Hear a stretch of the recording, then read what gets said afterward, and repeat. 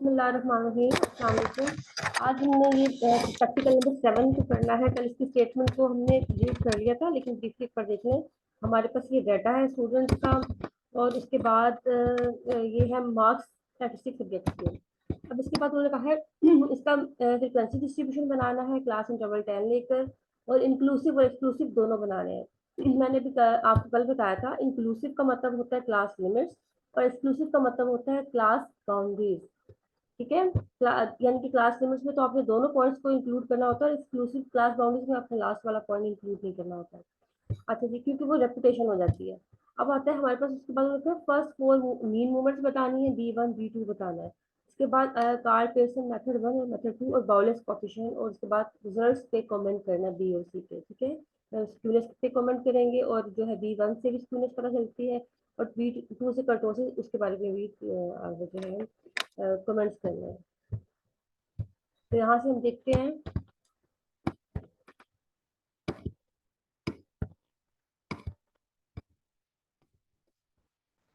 हमने ग्राफ 6 ये कर दिया। ग्राफ प्रैक्टिकल नंबर 7 देखिए, यहाँ पे सबसे पहले तो डाटा लिख लिया। ठीक है, तो फॉलोइंग डाटा ये सारा लिख लिया।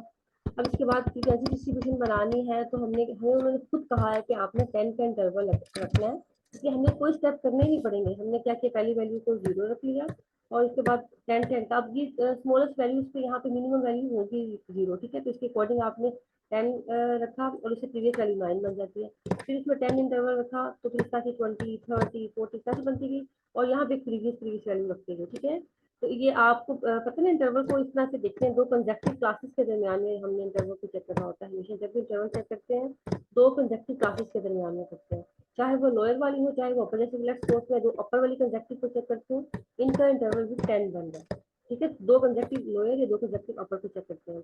इस तरह से करके हमारी क्लासेस बन जाएंगी, और इसके बाद फ्रीक्वेंसी टैली बनाएंगे, टैली से फ्रीक्वेंसी बनाएंगे, और फिर एक्स मिड पॉइंट निकाल लेंगे। मिड पॉइंट कैसे निकलेगा, हमारा lower plus upper divided by 2 करके। उसके बाद क्लास बाउंड्रीज बना लेंगे हम। ठीक है, क्लास बाउंड्रीज कैसे बनाते हैं, इसमें देखें। क्लास बाउंड्री में हमारे पास होता है कि हमने दो इस तरह से लेना होता है इंटरवल। इन दो के दरमियान में डिफरेंस लेंगे हम। ठीक है, इसका डिफरेंस लेके और 2 पे डिवाइड करेंगे। जो भी वैल्यू आएगी वो लोअर में से हम सब्ट्रैक्ट कर देते हैं, सारी लोअर वैल्यूज में से सब्ट्रैक्ट कर देते हैं, और अपर वैल्यूज में क्या करते हैं, ऐड कर देते हैं। जैसे कि इन दोनों का डिफरेंस है तो 1 आएगा, 1 डिवाइडेड बाई 2, 0.5 वैल्यू आ जाएगी हमारे पास। अब 0.5 को लोअर में से माइनस करना होगा, यानी कि 0 जैसे माइनस करेंगे 0.5 तो 0.5 माइनस 0.5 आ जाएगा। 9 में ऐड करेंगे तो 9.5 हो जाएगा। 10 में से माइनस किया तो माइनस 9.5 हो जाएगा। 19 में ऐड किया तो 19.5। इस तरह से हमारी क्लास बाउंड्रीज बन जाएंगी। उसके बाद कमोडिटी फ्रीक्वेंसी निकालेंगे। कमोडिटी फ्रीक्वेंसी को क्या करना होता है, जस्ट मतलब पहली फ्रीक्वेंसी एज इट इज, और उसके बाद उसमें नेक्स्ट नेक्स्ट को ऐड करते जाते हैं। इस तरह से हमारे पास ये कमोडिटी फ्रीक्वेंसी का ट्यूटोरियल बन जाएगा। ठीक है, अब आते हैं इसके बाद,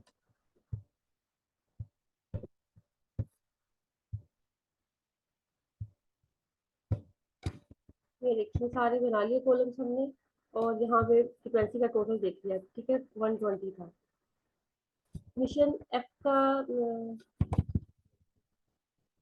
बाद आता है ये सेकंड में उन्होंने कहा, compute the first 4 movements and find the B1 and B2। अब B1 B2 के लिए हमें कैलकुलेट करनी पड़ेगी।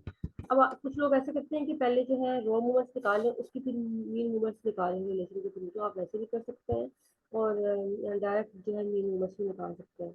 ये आपकी भी मर्जी। अब देखो इन्होंने यहाँ पे रो मूवमेंट्स का मतलब काम किया, फिर बाद में उसका मीन मूवमेंट निकालेंगे। क्या किया, एक्स लिख लिया, फिर मिड पॉइंट्स थे, फ्रीक्वेंसी लिख ली, यू लिख लिया।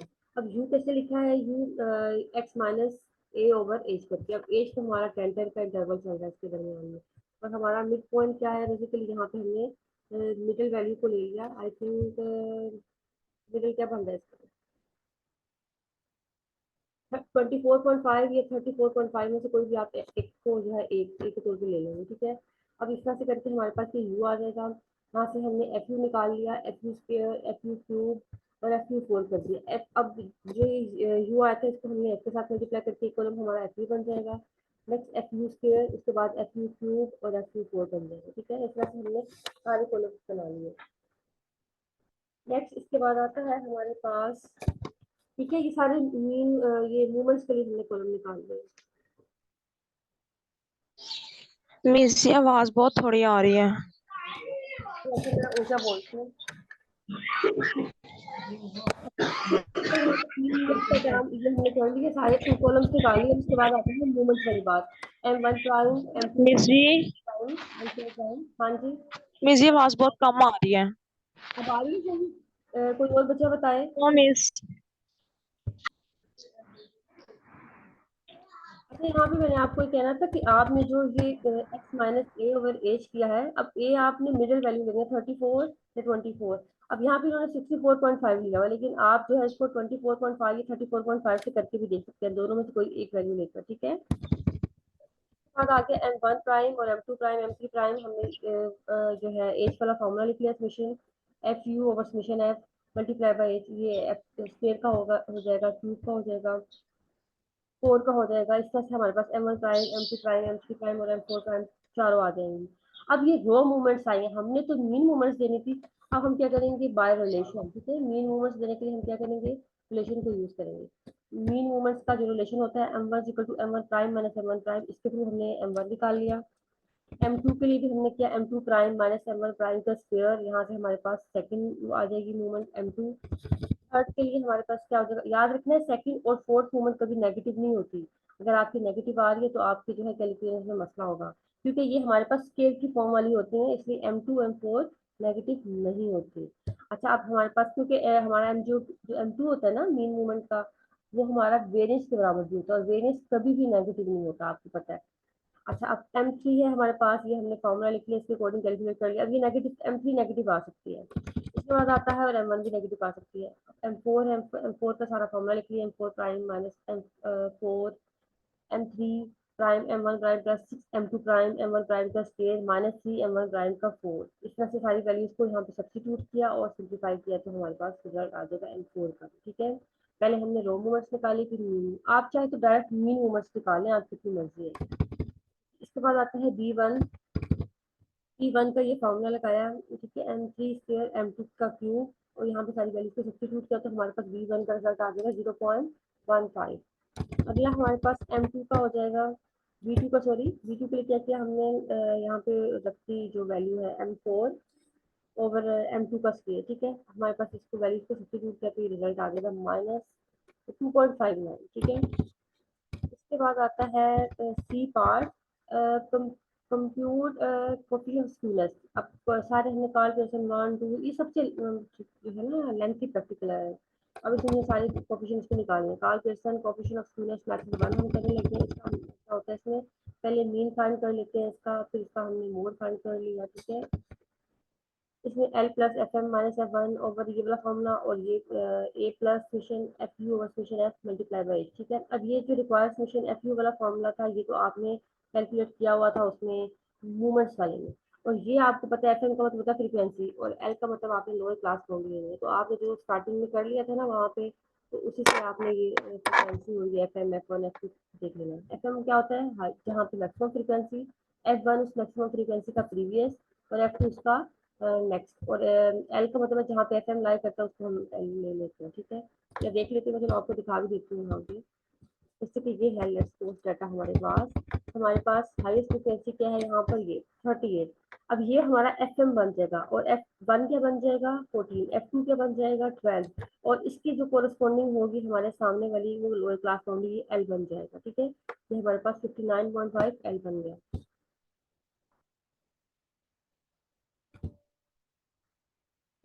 यहाँ पे सारी वैल्यूज को सब्स्टिट्यूट किया, सोल्व किया, और सिंप्लीफाई करके हमारे पास एक्स बार भी आ जाएगा, और यहाँ से मीडियन और मीन दोनों आने के बाद हमें जो है वेरियंस स्टैंडर्डाइजेशन भी चाहिए होता है, तो हमने वो भी कैलकुलेट कर लिया इस वाले फॉर्मूले के थ्रू, ठीक है। अब ये हमने देखा कि ये 21.23 आ रहा था। उसके बाद जो है ट्यूनेस का जो कार्टेशियन का फर्स्ट फॉर्मूला है mean minus mode over standard deviation, यहाँ से कैलकुलेट किया -0.57। अच्छा, इसमें कोई वैल्यूज में मिस्टेक हो सकती है, आप खुद अपना कीजिएगा तो आपका रिजल्ट वेरीफाई कर लीजिएगा एक दूसरे के साथ भी या बुक से, कोई एक आधी मिस्टेक हो भी सकती है इसमें। Method 2, first we will find mean and median. अब इसमें मीडियन और मीन फाइंड करना है। मीडियन का भी देखें, ये जो ये फॉर्मूला यूज कर लिया, और ये मीन का फॉर्मूला तो नहीं है, ये मोड का फॉर्मूला है, लेकिन है लिख दिया यहाँ पे, ये मीन का फॉर्मूला नहीं है, ठीक है। मीन हम पहले कैलकुलेट कर चुके हैं, तो इसकी हमें निकालने की जरूरत नहीं है। और मीडियन भी बेसिकली हमने मोड निकाला था पीछे, मीडियन भी हमने यहाँ से कैलकुलेट कर दिया। ठीक है, इसको करने के स्टेप एक्स्ट्रा है। अच्छा, ठीक है, यहाँ पे हमने जो है बेसिकली क्या कैलकुलेट कर लिया, मीडियन कैलकुलेट हो चुका है हमारा। अब आता है स्क्यूनेस का सेकंड कोएफिशिएंट, इसका फॉर्मूला क्या होता है, 3 bracket mean minus median over standard deviation. अब मीन भी हम कैलकुलेट कर चुके हैं पहले, और मीडियन भी हम यहाँ पे कर लिया, हमने स्टैंडर्ड डेविएशन भी कर चुके हैं। ये सारा फॉर्मूले में कुछ किया तो हमारे पास आंसर आ जाएगा -0.82। नेक्स्ट आता है बाउलेस कोएफिशिएंट। मैंने कहा था ये थोड़ा सा लेंथी है प्रैक्टिकल। बाउलेस कोएफिशिएंट में Q1 फाइंड करेंगे, Q3 फाइंड करेंगे, Q2 हमें पता मीडियन होता है वो ऑलरेडी फाइंड कर चुके हैं। तो यहाँ से हमारे पास Q1 की वैल्यू आ जाएगी, Q3 की वैल्यू आ जाएगी, और इसके बाद स्क्यूनेस वाले कोएफिशिएंट में हमने बाउलेस वाले सब्स्टिट्यूट कर दी वैल्यूज, और जो है हमारा आंसर आ जाएगा -0.43। ठीक है, अब लास्ट में हमारे इसको कमेंट भी करना था। अब ठीक है, यहाँ पे कमेंट किया या नहीं, लेकिन आपने इसको कमेंट करना है, आपने बताना है कि रिजल्ट क्या शो करते हैं। ठीक है, अब ये देखिए यहाँ पे हम देखते हैं कमेंट्स में क्या है। इसमें उन्होंने बताया, देखिए जैसे कि हमारी वैल्यू -0.82 आती है, तो हम स्टूडेंट्स को किससे कंपेयर क्या कहेंगे हम इसको, ये हमारे पास नेगेटिवली स्कूड है, ये भी हमारे पास नेगेटिवली स्कूड आ जाएगा, ये भी हमारे पास नेगेटिवली स्कूड आ जाएगा। तो ठीक है, इन तीनों का क्या हमारे पास आंसर आ जाएगा, नेगेटिवली स्कूड का। ठीक है, और यहाँ पे जो हमने देखा था, ये B1 और B2 को भी हमने कंपेयर करना है, तो B1 क्या शो कर रहा है, B1 हमारा हम जीरो से कंपेयर करते हैं। अगर जीरो से वैल्यू बड़ी होती है तो हम कह देते हैं पॉजिटिवली स्क्यूड, अगर जीरो होती है तो सिमेट्रिक, और जीरो से छोटी होती है नेगेटिवली स्क्यूड। तो यहाँ पे क्या बन रहा है, ये पॉजिटिवली स्क्यूड। B2 में से हमने करना होता है बेसिकली अपना कंपेयर कर्टोसिस को। अब कर्टोसिस को हम 3 के साथ कंपेयर करते हैं, अगर हमारी वैल्यू जितनी लेस देन 3 बन रही है ना, इसका मतलब ये क्या है, प्लेटोक्रेटिक है। ठीक है, ये क्या हो जाएगा, प्लेटोक्रेटिक हो जाएगा। यहाँ पे ये पॉजिटिव स्कोर आ जाएगा, और ये तीनों जो है नेगेटिव स्कोर आ रहे हैं आंसर। कमेंट में आपने ये जरूर लिखना डी पार्ट में। ठीक है, अच्छा जी, अब हम आते हैं इसके बाद प्रैक्टिकल नंबर 8 पर। Find the first 4 movements about x equal to 42। अब उन्होंने 42 कहा, इसका मतलब है हमने मीन मूवमेंट्स नहीं निकालनी, हमने ये डी वाली मूवमेंट निकालनी है। ये हमें जो गिवन होता है, ये ए गिवन होता है, तो ए के अकॉर्डिंग जो मूवमेंट्स निकालते हैं वो डी वाली होती है। अबाउट याद रखना, क्वेश्चन में पेपर के भी आ जाता है, तो अबाउट जब कुछ ऐसे कहा होता है तो इसका मतलब होता है इसको हमने एज ए डी लेना है, ए लेना चाहिए। अब यहाँ पे ये हमें ये गिवन है, ठीक है, ये ए है, एंड कन्वर्ट दीज मूवमेंट। अब उन्होंने कहा है पहले तो आप फर्स्ट 4 मूवमेंट निकालें ए के मुताबिक, यानी कि डी वाली, फिर उनको कन्वर्ट करें मूवमेंट्स को मीन मूवमेंट्स में, यानी कि जो रिलेशन के थ्रू करते हैं। And find the kurtosis of the following frequency distribution, और कर्टोसिस बताना है इसका। ठीक है, अब हम जब मूवमेंट्स निकाल लेंगे तो हमने बीटा 2 निकाल के बता देंगे कर्टोसिस को। ठीक है, डाटा है हमारे पास एक्स हो जाता है। अब यहाँ पे बेसिकली फ्रीक्वेंसी डिस्ट्रीब्यूशन का डाटा है ना, हम मिड पॉइंट्स और फ्रीक्वेंसी की बना। इसको ये देखिए यहाँ पर डाटा लिख लिया। सबसे पहले आपने कॉलम्स की फॉर्म में डाटा को लिखा, एक्स आ जाएगा, फ्रीक्वेंसी आ जाएगी, डी हमने लिखना है, डी इक्वल टू x-42। ठीक है, जो हमारा ए होता है, ए है गिवन है 42, x-42 करके हमने डी वाला कॉलम निकाल लिया सारा। इसके बाद नेक्स्ट कॉलम हमारा एफ डी का बन जाएगा। ठीक है, ये एफ डी का कॉलम बन जाएगा। इसके बाद एफ डी स्क्वायर करेंगे हम, एफ डी क्यूब करेंगे, एफ डी 4 करेंगे। अब ये तो आपको पता नहीं कि कैसे निकालना है, पहले तो आपने डी को निकाल लिया, फिर आपने एफ और डी को मल्टीप्लाई करके आपका एफ डी कॉलम आ जाएगा। अब आपने ऐसे नहीं करना, इसका स्क्वायर नहीं लेना, ऐसी गलती नहीं करनी। आपने क्या करना है, इस एफ डी को दोबारा से डी के साथ मल्टीप्लाई किया तो एफ डी स्क्वायर बन जाएगा, फिर इस एफ डी स्क्वायर को दोबारा से डी के साथ मल्टीप्लाई किया तो एफ डी क्यूब बन जाएगा, फिर दोबारा से एफ डी क्यूब वाले कॉलम को मल्टीप्लाई किया डी के साथ तो हमारे पास एफ डी फोर बन जाएगा। ठीक है, याद रखना, ये नहीं करना इसका स्क्वायर इसका क्यूब, ऐसे नहीं करना।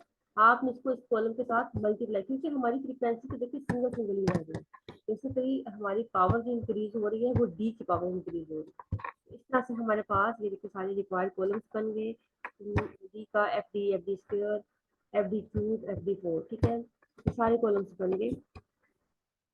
ठीक है, इसके बाद आता है हमारे पास यहाँ पे, ये हमने टोटल भी निकाल लिया सारे कॉलम्स का, ये आ जाएगा हमारे पास एफ डी का, एफ डी स्क्वायर का, एफ डी क्यूब का, एफ डी फोर का।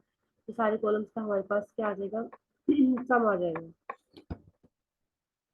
अब हमने निकालने हैं raw movements, and one prime हमने लिखी summation f d over n, summation f d square over n, summation f d cube over n. अच्छा, इन्होंने इसमें से मतलब चारों को इकट्ठा लिखने तो आपको आसानी रहती है कि इसके फॉर्मूले में पावर इंक्रीज कर रही है बिल्कुल, बाकी सेम ही था। अब यहाँ से वैल्यूज को कैलकुलेट किया तो हमारे पास m one prime, m two, m three, m four primes आ जाएंगी, और इसके बाद जो है मूवमेंट्स अबाउट मीन। अब मीन के लिए हमने करना है तो हमारे पास क्या होगा, रिलेशन में हमने किया पहली मूवमेंट तो बता, आपको याद रखना है first movement about mean is always zero. अब ये आपको एमसीक्यूज में क्वेश्चन आ सकते हैं, तो याद रखना है first movement about mean is always zero and second movement about mean is always stand various. Various कहलाता है, पहली मूवमेंट जीरो, दूसरी वेरियस। अब M1 निकाल लिया, M2 भी हमने यहाँ से निकाल लिया, M2 के M2 prime minus M1 prime के रिलेशन से आ गया हमारे पास 196.88। M3 को भी निकाल लिया, ये -17 17.05 आ जाएगा। M4 को निकाल लिया तो ये हमारे पास आ जाएगा 14 81 82.5195।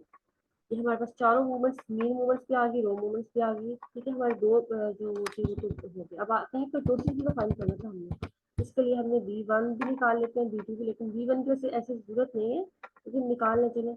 M3 स्क्वायर M2 का क्यूब करके हमारे पास ये आ जाएगा। अब ये वैल्यू देखिए, इसको जीरो के साथ कंपेयर करना होता है, इसको 3 के साथ। अब ये वैल्यू देखिए हमारे पास जो है ग्रेटर देन जीरो आ रही है, इसका मतलब क्या होगा, हमारा ये डेटा क्या है, पॉजिटिवली स्क्यूड है। और ये है हमारे पास ग्रेटर देन क्या आ रही है, पी वैल्यू आ रही है, तो हम इसको क्या कहेंगे, लेप्टोप्रोटिक। ठीक है, जब वैल्यू इसमें से आ रही होती है तो हम इसको कहते हैं लेप्टो। अगर लेस देन 3 होती तो प्लेटो होती, और इक्वल टू 3 होती तो सिमेट्रिक। अब ये ग्रेटर देन 3 है तो ये क्या है हमारे पास, लेप्टोप्रोटिक। और ये क्या है, पॉजिटिवली स्क्यूड। ठीक है, बीटा 1 बीटा 2 से हमने बीटा 1 से क्या बताना होता है, स्क्यूनेस, और बीटा 2 से हमने क्या बताना होता है, kurtosis.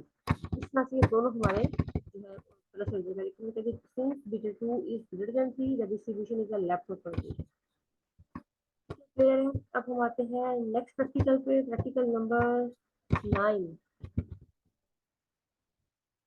Following are the body temperature of students of first year class of certain college recorded by lab attendant of statistics lab। ये हमारे पास मतलब जो है फर्स्ट क्लास के स्टूडेंट्स का बेसिकली रिपोर्ट। अब हमने इनका टेम्परेचर, बॉडी टेम्परेचर देखा था, ये हमारे पास वैल्यूज आ जाएंगी। अब नेक्स्ट वन क्या है, find mean and variance of above data. अब उन्होंने मेंशन नहीं किया कि आप ग्रुप डाटा करेंगे, अनग्रुप डाटा करेंगे, पहले में तो कहते हैं मीन वेरियंस फाइंड कर दो। सेकंड में क्या कहते हैं, construct frequency distribution taking suitable classes and class interval. Applying criteria, applying criteria का मतलब कि हमें यहाँ मिस जी सब फ्री पड़ेंगे। हाँ जी बच्चे,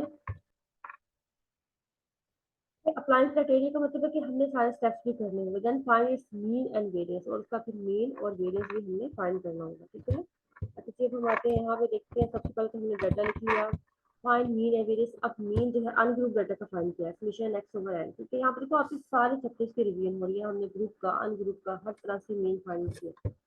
अब समेशन एक्स ओवर एन हो जाएगा, और उसके बाद जो है हमारे पास वेरियंस का formula summation x over n minus summation x over n whole square. इसके थ्रू हमारा ये भी आ जाएगा। ठीक है, ये सम्स आपको फाइंड करने पड़ेंगे।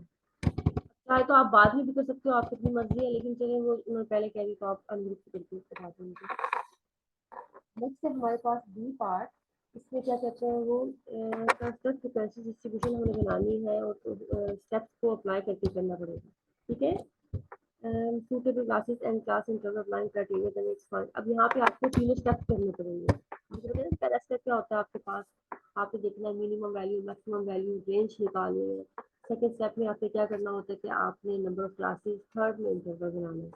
अब यहाँ से आपने वो स्टेप्स करने पड़ेंगे आपको, और यहाँ पे ये देखो वो स्टेप यहाँ पे नहीं है, तो आपने इसको खुद से करना है। ठीक है, अब आते हैं हम यहाँ से, हमने देखो क्लासेस कर ली 95 96 इस तरह से 97 और सो ऑन। हमारे पास ये 1 1 का इंटरवल क्लासेस का चल रहा है, और यहाँ से इसकी प्रीवियस वैल्यू। अब ये पॉइंट्स में क्यों लिखे, याद रखना है, जब पॉइंट्स में डाटा होता है तो देखो जैसे कि ये हमने 1 ऐड इसमें किया था तो ये 96.0 बन गया, लेकिन इससे प्रीवियस वैल्यू को हमने एक प्रीवियस में लेना है, वो तो फिर 95 ही आ जाएगी। पॉइंट जो है लास्ट वाला पॉइंट हमने प्रीवियस लेना होगा। ठीक है, उस प्रीवियस पॉइंट में फिर ये 9 हो जाएगा और ये 95 हो जाएगा। सिमिलरली 90, ये क्या है हमारे पास 97 है। अब 97 को जो है 0.0 यहाँ से इसको एक पीछे लेना होगा तो ये 96.9 बन जाएगा। इस तरह से हमारा जो पॉइंट्स वाले डाटा में हमने जो है प्रीवियस वैल्यू लेनी होती है। अब यहाँ पर टैली, अब क्योंकि देखो आपका डाटा ही, ये देखो पीछे डाटा देखेंगे हम, हमारा डाटा पॉइंट्स में है। पॉइंट्स वाला डाटा याद रखना, गर्ल्स पॉइंट्स वाले डाटा की क्लासेस पॉइंट्स में बनती है। कभी भी ऐसा नहीं होता कि पॉइंट्स वाले डाटा की आपने होल इंटरवल में बना दी, वो नहीं करनी। अब टैली आ जाएगा, फ्रीक्वेंसी आ जाएगा, एक्स मिड पॉइंट आ जाएगा, एफ एक्स आ जाएगा।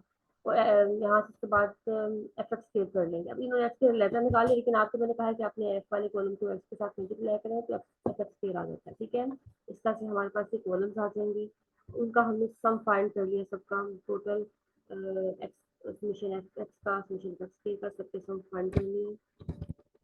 अब यहाँ पे मीन फाइंड किया तो उसका 97.41 आया, और यहाँ प्रीवियस भी देखें ये क्या आया था 97.41 कंपेयर करने के लिए, और ये 1.23 आया हुआ है। तो यहाँ पे भी हमने जो वेरियंस निकाला तो ये भी इस तरह से 1.23 इस तरह से अप्रोक्सीमेटली आ रहा है। यहाँ से आपके रिजल्ट वेरीफाई हो जाएंगे। ठीक है, अनग्रुप के और ग्रुप डाटा के वेरियंस के मीन के सारे रिजल्ट आपके वेरीफाई हो जाएंगे। थोड़ा बहुत जो फर्क आता है वो राउंडिंग ऑफ का आता है। आपको पता है ये ग्रुप डाटा और अनग्रुप में थोड़ा सा डिफरेंस तो होता है। आपने अनग्रुप में एज इट इज वैल्यूज को लेना होता है, और ग्रुप में आपने क्लासेस बना ली तो अप्रोक्सीमेट वैल्यू आ जाती है। इससे ग्रुप का थोड़ा सा रिजल्ट जो होता है वो डिफरेंस आ जाता है। अब हम प्रैक्टिकल नंबर 10 देखते हैं। Which class is better on the average and which class is more consistent in his performance? Also find combined coefficient of variation. अब आपने बताना है कि कौन सी क्लास बेहतर है एवरेज के थ्रू, और कौन सी कंसिस्टेंट है सीवी के थ्रू, और कंबाइंड सीवी भी निकालना है आपने। ठीक है, अब हमारे पास मार्क्स हैं class A, class B, class C, तीन क्लासेस हैं, यानी कि इनकी फ्रीक्वेंसी की तरह frequency A, frequency two, frequency three, और जो मार्क्स है ये सबके सेम है। तो यानी कि क्लासेस सबकी सेम है, लेकिन जो फ्रीक्वेंसी है वो तीनों क्लासेस की सेपरेट सेपरेट आ जाएगी। ठीक है, अब यहाँ पे हमने सबसे पहले देखो क्या करना है, हमने जो है मिड पॉइंट फाइंड कर लिया। ठीक है, एक मिड पॉइंट फाइंड कर लिया, वो तो सबका सेम वही मिड पॉइंट यूज होगा ना, ए हो, बी हो, सी हो, तीनों क्लासेस में वही यूज होगा। हमने मिड पॉइंट फाइंड किया, और उसके बाद जो है नेक्स्ट कॉलम फ्रीक्वेंसी का, जो फ्रीक्वेंसी थी हमारे पास क्लास ए की वो लिख ली। एफ एक्स का कॉलम बनाया, यानी कि हर एफ को एक्स के साथ मल्टीप्लाई करके इस तरह से कॉलम बनता जाएगा एफ एक्स का। अब मैं बार बार आपको कह रही हूँ, आप लोगों ने बॉल पॉइंट से बनाना है, ये इंक पेन से नहीं बनाना है, ये जो है लाइट हो जाता है। ठीक है, एक साल में ये बिल्कुल लाइट हो जाता है। यहाँ पे एफ एक्स किया, एफ एक्स किया। अब क्या आपको पता है एफ तो हमें गिवन था, और इस एफ के साथ मल्टीप्लाई करके हमारे पास कॉलम आ जाएगा एफ एक्स का। ठीक है, ये एफ एक्स का कॉलम आ जाएगा आपस में मल्टीप्लाई करके। फिर इसके बाद एफ एक्स के निकालना है, तो हमने क्या करना है, इस एफ एक्स को हमने एक्स के साथ मल्टीप्लाई किया, ये हमारे पास एफ एक्स आ जाएगा। नेक्स्ट हमारे पास फ्रीक्वेंसी बी वाले की गिवन थी, उसका भी हमने जो है इस फ्रीक्वेंसी को मल्टीप्लाई किया इस एफ के साथ, ये बन जाएगा। और फिर दोबारा से एफ एक्स के लिए हमने इस वाले को इसके साथ मल्टीप्लाई कर दिया। इसके बाद थर्ड वाले कॉलम को भी अब ये देखो हम क्यों कर रहे हैं, बेसिकली यहाँ से हम इनका मीन निकालने के लिए, ये कॉलम मीन के लिए कर रहे हैं, और ये कॉलम हम कर रहे हैं वेरिएंस के लिए, ताकि हम जो है इन तीनों के मीन निकाल लें, वेरिएंस निकाल लें, आपस में कंपेयर कर लें, उनकी बेटर परफॉर्मेंस बता दें, कंसिस्टेंसी बता दें, कंबाइंड कोएफिशिएंट वेरिएशन, इन सब के लिए हमें मीन और वेरिएंस चाहिए इनका। तो हमने तीनों का इस तरह से ये कॉलम बन जाएंगे आपके। ये देखिए यहाँ पे आपके सारे रिक्वायर्ड कॉलम बन जाएंगे। अब ये टोटल कर लिया आपने फ्रीक्वेंसी, ये तो एक्स वाला कॉलम था ना, फ्रीक्वेंसी से टोटल स्टार्ट किया, सारे कॉलम्स का आप टोटल करते हैं, फ्रीक्वेंसी का, समेशन एफ एक्स का, समेशन एफ स्क्वायर का। अब ये सब के टोटल आ गए ए बी सी तीनों के। ठीक है, नेक्स्ट है हमने क्लास ए का निकाले, क्लास ए का हमने मीन निकाला, summation F x over summation F करके यहाँ पे ए का मीन आ जाएगा। वेरियस निकाला हमने या स्टैंडर्ड निकाला सेकंड का, तो हम क्या कर देंगे ऐसे, और यहाँ पे हमने सारी वैल्यूज को सब्स्टिट्यूट किया, तो हमारे पास ये आ जाएगा S T sorry S A stand addition of हमारा ग्रुप ए, ये क्लास ए का आ जाएगा। ठीक है, यहाँ से दोनों आ जाएंगे, क्लास ए का मीन और स्टैंडर्ड एडिशन। हमने सीवी में यही यूज करना होता है ना। अगला वाला आता है उसके बाद क्लास बी की बारी, उसका हमने मीन निकाला, फॉर्मूला लिखा ग्रुप डाटा का, और उसका स्टैंडर्ड एडिशन निकाल लिया। ठीक है, ये भी आ जाएगा 39 और 18.28। इस बार क्लास सी का हमने मीन और वेरियंस निकाल लिया। ठीक है, कंबाइन सी का सॉरी सी लिखा हुआ है, कंबाइन लिखा हुआ है, क्लास सी का हमने निकाल लिया। ठीक है, यहाँ तक अगला हमारे पास कॉलम आता है। इसके बाद नेक्स्ट बताना क्लास बेटर ऑन एवरेज, कौन सी क्लास बेटर है ऑन द एवरेज, हमने ये बताना है। तो अब जिसका भी एवरेज बड़ा होगा वो बेटर होगी। किसका मीन बड़ा है हमारे पास, पहले वाले का इसका 38.77 है, इसका 39.13 है, और इसका है 39.72। सबसे बड़ा मीन जो है वो हमारा ए का बन है। ठीक है, class A is better on average because क्योंकि because it's mean is greater. ठीक है, इसका मीन बड़ा है, इसलिए हमारे पास जो क्लास ए है वो बेटर है। अब आता है इसके बाद हमने कंबाइंड वेरियंस वाली देखना है। Combined CV. कंबाइंड सीवी के लिए हमने क्या किया, पहले तो हमने सेपरेट सेपरेट सीवी निकाले ना सबके। देखो सीवी ए का निकाला 47.48 आ जाएगा, इसका 46.72 आ जाएगा, नेक्स्ट का 47.17 आ गया। अब तीनों के सेपरेट आ गए। हमने यहाँ से कंसिस्टेंसी के बारे में बताएंगे, फिर कंबाइंड इस पे जाएंगे। अब कंसिस्टेंसी में हम क्या कह सकते हैं कि कौन सा वाला कंसिस्टेंट है। इसकी जो है वैल्यू मैंने आपको कहा था, जिसके सीवी की वैल्यू छोटी होती है वो मोर कंसिस्टेंट होता है, जिसके सीवी की वैल्यू बड़ी होती है वो उसमें मोर वेरिएबिलिटी होती है। अब यहाँ पे देखें हमारे पास सीवी छोटा कौन सा आ रही है। सीवी हमारे पास छोटा आ रहा है क्लास बी का, तो हम कह देंगे हमने मोर कंसिस्टेंट भी बताना था, तो हमारा जो डाटा सेट बी है वो क्या है, मोर कंसिस्टेंट है। जो डाटा ए है उसमें क्या है, उसकी परफॉर्मेंस अच्छी है, और डाटा बी के जो है यहाँ पे मोर कंसिस्टेंट है। अगर मोर वेरिएबिलिटी पूछते तो हमारे डाटा ए में जो है वो मोर वेरिएबिलिटी है, ठीक है, जिसका सीवी बड़ा होता है वो हमारा वेरिएबिलिटी बताता है कि बड़ी है। यहाँ तक तो ये देखिए, ये भी प्रैक्टिकल थोड़ा सा लेंथी है ना। अब इसके हमने कंबाइन वाले इसके आना भी तो फिलहाल सेपरेट वाला निकाला है, कंबाइन मीन। कंबाइन मीन का फॉर्मूला यहाँ पे एक्स बार सी भी लिख सकते हो आप कंबाइन मीन के लिए। तो इसका formula n a x bar a plus n a n b x bar b plus n c x bar c. इस तरह से सारी वैल्यूज को सब्स्टिट्यूट किया तो हमारे पास कंबाइन मीन आ जाएगा 39.20, ठीक है। ये कंबाइन मीन हो जाएगा। अब कंबाइन, क्योंकि कंबाइन सी भी निकालना है तो फिर कंबाइन स्टैंड एडिशन का ये फॉर्मूला हो जाएगा, n a s a square plus x bar a minus x bar double का मतलब है कि कंबाइन वाला mean square plus n b s b square plus x bar b minus a combine वाला मीन स्केयर प्लस इस तरह से करके आपके तीसरा वाला आ जाएगा, नीचे n a n b n c आ जाएगा। मीन में भी तीनों आते हैं और वेरियंस में भी आपको तीनों को इस तरह से लिख देना है। अब यहाँ पे सारी वैल्यूज को सब्स्टिट्यूट किया, आप पीछे फाइंड कर चुके हैं s a s b x bar a x double bar, सब ये हम फाइंड कर चुके हैं। हमने यहाँ पे सारी वैल्यूज को सब्स्टिट्यूट किया और सिंप्लीफाई किया, हमारे पास रिजल्ट आ जाएगा 341.626। ये हमारे पास कंबाइन वेरिएंस आ जाएगा। अब कंबाइन स्टैंडर्ड डिवीजन का क्या करना होगा, इसका जस्ट अंडररूट ले लेना हमने, तो हमारे पास 18.48 आ जाएगा। अब उसके बाद हमने बताना है, अच्छा यहाँ पे उन्होंने यहाँ भी बताया, वहाँ नहीं बताया था, class B has more consistent in performance because its CV is smallest. अभी मैंने बताया था ना कि जो जिसकी सीवी जो छोटा होता है वो होता है मोर कंसिस्टेंट, जिसका सीवी बड़ा होता है उसमें मोर वेरिएबिलिटी। जो क्वेश्चन में पूछा होगा उसके अकॉर्डिंग बताना, निकालना आपने सीवी होगा अगर कंसिस्टेंसी वेरिएबिलिटी पूछी तो, लेकिन बताना आपने इस तरह से है, जिसकी बड़ी वैल्यू है जिसकी छोटी वैल्यू पर। अब आता है कंबाइन जो है इसका एस ओवर एक्स बार, हमारे पास ये फॉर्मूला, उसके अकॉर्डिंग हमारी वैल्यू आ जाएगी 47.14, ठीक है। ये हमारे पास आ जाएगा रिजल्ट बेसिकली कंबाइन सीवी का। ठीक, अब हम प्रैक्टिकल देखते हैं, प्रैक्टिकल नंबर 11 आई थिंक आज की लास्ट है, आज इतने करते हैं। Given the prices of four commodities, हमारे पास फोर कमोडिटीज हैं, construct price index number by simple aggregative method, simple average of price relative taking 2010 as a base. अब 2010 को हमने एज अ बेस लेना है, तो हमने ये दो मेथड करने हैं, एग्रीगेटिव मेथड और एवरेज ऑफ प्राइस रिलेटिव, दो मेथड से हमने करना होगा। ये है ए बी सी डी, इसमें से चार कमोडिटीज है। अभी हमारे पास डाटा है जो है कंपोजिट इंडेक्स वाला डाटा है, सिंपल वाले में तो एक ही हमारे पास होता है ना, ये कंपोजिट का डाटा आ जाएगा। अब इसको सोल्व करते हैं, देखते हैं आगे क्या लिखा है। Calculate average by arithmetic geometric mean and median, यानी कि तीनों ही आपने इसको करना है। पता है ना, हमने इसको एक एवरेज में कन्वर्ट करना होता है, तो उन्होंने कहा अरिथमेटिक मीन ज्योमेट्रिक मीन तीनों को ही करना है। अब ये देख लेते हैं, पहले ये डाटा लिख दिया, ठीक है। इसके बाद यहाँ पे ये टोटल आ गया, टोटल लिखने के मुझे वो इसके लिए जरूरत निकाल लिया, हर एक जो है यहाँ पे रो का टोटल 2010 का 2012 11 का 12 का 13 14 सारे यहाँ पे टोटल आ जाएंगे। एग्रीगेटिव मेथड के लिए हमें क्या करना है, ये जो हमारे टोटल आए हैं इनसे हमें इंडेक्स नंबर को कैलकुलेट करना होगा, ठीक है। अब यहाँ पे पहली वैल्यू 100 आ जाएगी, फिर 89.64, इस तरह से सारी वैल्यूज हमारे पास इंडेक्स नंबर की आ जाएंगी। अब इसका आपको पता है ना फॉर्मूला, सिंपल एग्रीगेट का फॉर्मूला आपके पास क्या होता है, आप अपनी बुक से इस फॉर्मूले को देख लेना है कि हमें क्या करना है इसमें। बिल्कुल आसान फॉर्मूला, सिंपल एग्रीगेट में हमने सारी वैल्यूज को ऐड किया और डिवाइड कर देते हैं। मेरे पास यहाँ पे बुक है नहीं कि मेरे पास सिंपल एग्रीगेटिव इंडेक्स का फॉर्मूला होता है summation p n over summation p nought multiply by 100, ठीक है।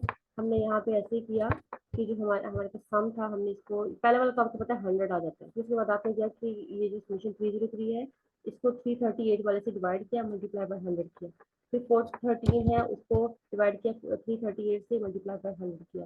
फिर 424 को डिवाइड किया 338 से मल्टीप्लाई बाय 100।